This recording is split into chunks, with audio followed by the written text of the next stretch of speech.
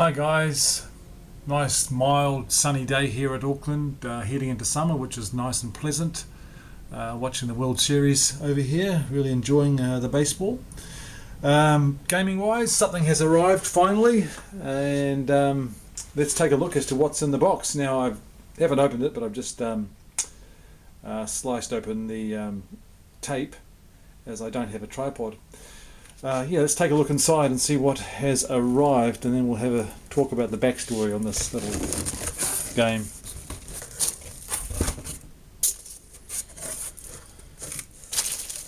We have a keychain. Interesting.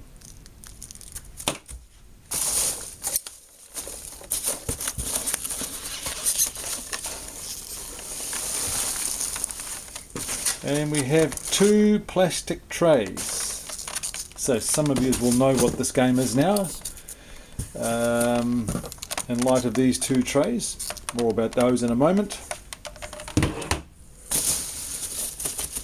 And we have...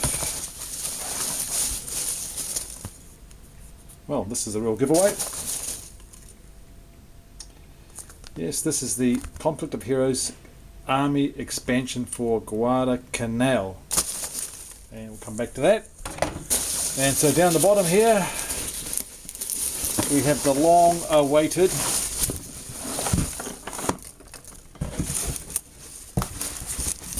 Conflict of Heroes Guadalcanal. Let's move this box out of the way here, make sure there's nothing else in here. Oh, a personally signed limited edition sticker, and that's it. Okay, so Guadalcanal has arrived, and the very small US Army expansion and a complimentary keychain. Well, I've been looking forward to this game the moment it was announced, because you all know I'm a great fan of the Conflict of Heroes series, particularly the solo version. Really awesome. But let's get this out of the way. I pre-ordered this game a while back because I really wanted to get it hot off the press. I'm such a fan of this company and this game. So I paid 130 US all up for this.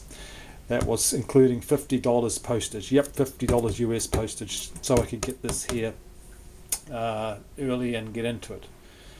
Well, to cut the long story short, it's been out in the shops for quite some time in the States. It's due out in the shops any day now in New Zealand.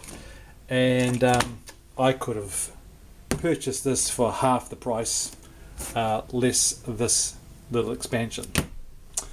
And mind you, I got two plastic trays which go on the inside of the boxes. So I'm very disappointed with the whole arrangement around this game, in terms of backing a company with a pre-order, paying a substantial amount of money for a game, and $50 US for postage. As you can appreciate, is a decent amount for postage, only to have it bulk shipped to another gamer in New Zealand and have it posted out to me. Yep, really disappointed with that. I eventually got a long email from Academy Games apologising, which I'm grateful for, but it took a long time to even get a response to that email. And I understand they were swamped, and I understand that they miscalculated postage and the like as well, but not a great experience, I'm sorry, at all. So I've got that out of the way. Let's just pause this camera for one moment while I just quickly take the shrink off this box, and then we can look at the goodness that's inside. Okay, here we go. Sorry I'm doing this with one hand. I've just haven't been able to get hold of my tripod recently. Most of you have probably seen this game. It's been out for a while now. Standard Conflict of Heroes rulebook. Yeah, good quality. I actually quite like this one. It's got a nice semi-gloss finish to it as opposed to a totally gloss finish. Very nice finish to the rulebook. and usual Conflict of Heroes or Academy Games style. The Firefight book, very cool.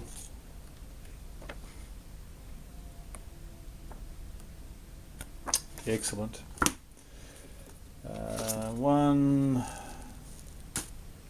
Two summary sheets,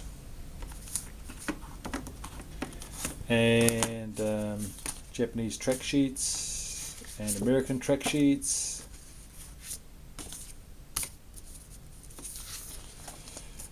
A pamphlet for Storms of Steel, which I will probably get, but I certainly won't be pre-ordering from Academy of Games ever again. And we have our counter sheets. Very nice. Colour doesn't pop out that much. They're quite the yellow blends in quite a lot with the actual figures, but that's okay. Yeah, normal quality, high quality counters by the look of it. A very cool backings to some of these. Very nice. Colours really pop out on these sides. And the Bushido counters. Really looking forward to trying that system they've brought in play.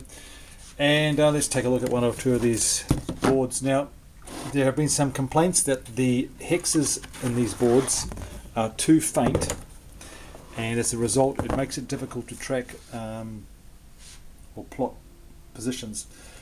I can see them okay even though I wear glasses, but yes, certainly in the jungle in fact they're near impossible to see some of the hexes and the like as well. Yeah, it could be an issue to a certain extent, but having said that, they're lovely boards, and I'm sure we can manage with that. So this is going to be interesting playing in a jungle environment. Looking forward to it. This game differs in so much that it does have some of these overlay hexes, which is interesting, sort of a bit like Command and Colours. And yeah, very jungle orientated naturally, given the theatre we're in. And down the bottom we have the usual Academy Games tray, which is excellent. They're outstanding. They're leaders in the industry in regards to trays, and they are now coming out with these plastic lids that keep all the components in place. Hence, that's why I purchased two extra plastic lids, one for Awakening the Bear and Poland, the one I haven't opened yet as well. And then we have a few command cards and the like. So there we have it. The long-awaited Conflict of Heroes Guadalcanal. It's been a frustrating gaming experience, a rather expensive one. Yeah, disappointed in the process, but I'm sure I'm going to enjoy the game, and I'm grateful to Academy Games for making such wonderful games.